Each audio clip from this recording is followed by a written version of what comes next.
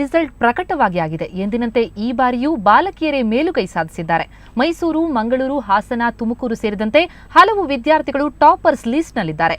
ಈ ಎಲ್ಲಾ ಟಾಪರ್ಸ್ಗಳಿಗೆ ಸುವರ್ಣ news hats off ಹೇಳಿದೆ. ಬನ್ನಿ ಈ ಟಾಪರ್ಸ್ ಏನ್ ಹೇಳ್ತಾರೆ ಅಂತ ಕೇಳೋಣ.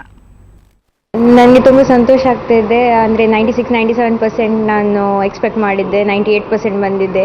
ತುಂಬ ಎಫರ್ಟ್ ಹಾಕಿದ್ದೆ, ಅದಕ್ಕೆ ಒಳ್ಳೆ ರಿಸಲ್ಟ್ ಬಂದಿದೆ. ನನಗೆ ತುಂಬ ಖುಷಿ ಆಗ್ತಿದೆ. ಮುಖ್ಯ ಪ್ರೇರಣೆ ಅಂದರೆ ನನ್ನ ಟೀಚರ್ಸಿಂದ ಮತ್ತು ನನ್ನ ಪೇರೆಂಟ್ಸ್, ನಮ್ಮ ಅಕ್ಕ ಎಲ್ಲರೂ ತುಂಬ ನನಗೆ ಸಪೋರ್ಟ್ ಮಾಡ್ತಿದ್ರು. ಆ್ಯಕ್ಚುಲಾಗಿ ಹೇಳಬೇಕಂದ್ರೆ ಯಾರು ನನ್ನ ಮೇಲೆ ಯಾವ ರೀತಿ ಸ್ಟ್ರೆಸ್ ಆಗ್ತಿರ್ಲಿಲ್ಲ. ನಿನ್ನ ಕೈಯಲ್ಲಿ ಆಗುತ್ತೆ, ನಿನ್ನ ಕೈಯಲ್ಲಿ ಆಗೇ ಆಗುತ್ತೆ ಅಂತ ನನ್ನ ಮೇಲೆ ತುಂಬ ಭರವಸೆ ಇಟ್ಟಿದ್ರು. ಆ ಭರವಸೆನ ನಾನು ಇವತ್ತು ಫುಲ್ಫಿಲ್ ಮಾಡಿದ್ದೀನಿ ಅಂತ ನೆನೆಸ್ಕೊಂಡು ನನಗೆ ತುಂಬ ಸಂತೋಷ ಆಗ್ತಾ ಇದೆ. ರಾಜ್ಯಕ್ಕೆ ಪ್ರಥಮ ಬಂದಿದ್ದಕ್ಕೆ ನನಗೆ ತುಂಬಾ ಸಂತೋಷವಾಗಿದೆ.